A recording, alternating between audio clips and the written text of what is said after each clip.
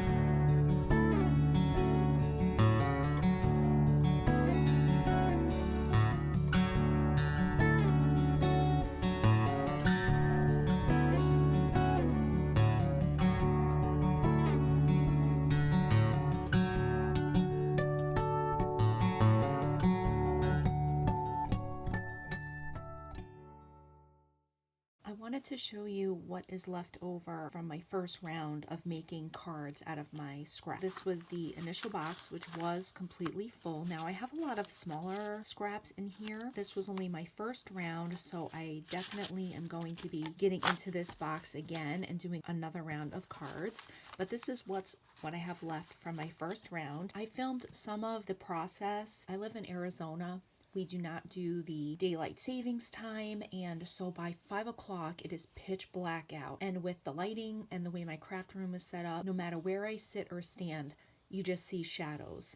So I wanted to show you what I ended up completing. This is using all scraps, mostly from this box here. I also did bring in some solid cardstock, which also was from my scrap box, and I will insert a picture of that box here.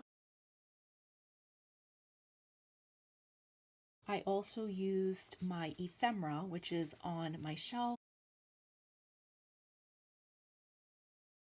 Once I got the card bases built, I went into my ephemera boxes, which has been Hoarded stash for many, many years. I went through and picked out the supplies that coordinate with some of the colors and started putting them together. This is the first one. This was the background from the cards. I popped it up on some foam, and these flowers are from an ephemera pack. I added this butterfly and a ribbon, and then a little stamp here. Here's the next card. These were scrap pieces that were left over that I had in my ephemera box. This I pulled an ephemera pack, used some of my buttons, some of my banner dies. Try and decorate the inside with just a little something that coordinates from the outside. I used some scrap trim that I had, and I had cut this cupcake out a long time ago. I'm very happy to be able to use it on this card. I love how this one turned out. This was my base from the box, and then I found a tag with this piece of ephemera laying in my scrap pile. This one, these were also from an ephemera pack. This one, I had this burlap flower. I've probably had this burlap flower for at least 5 years, at least. I used some enamel dots, one of my giant brads, trim. This is one of my favorites. This image was gifted to me in some Happy Mail, and when I saw these little cards with the hearts, and I found it in this little box right here that matched, I knew that this would go together perfectly, and then I just added some washi, and I found enamel dots that matched it as well. This was another one of my favorites. I did do a process video on this one. I had this meow card in my stash, and while I was going through another ephemera pack, I found this like sunshine, and it just fit over that kitty perfectly, and I thought that this was just perfect. This is kind of like more my style. Added some of my dewdrops on this one, some stickers from my stash. I was able to create 2, 4, 6, 8 cards using only supplies from this old card base kit, some plain colored cardstock, and flipping through all of my Hoarded ephemera packs. I plan on continuing to go through this and try and use as much as I can before I get rid of any little papers that once I've exhausted all ways to try and use this stash, and I will bring you the next round of cards and projects that I make from this. Thank you guys so much for stopping by. I hope you enjoyed my projects. Have a great day.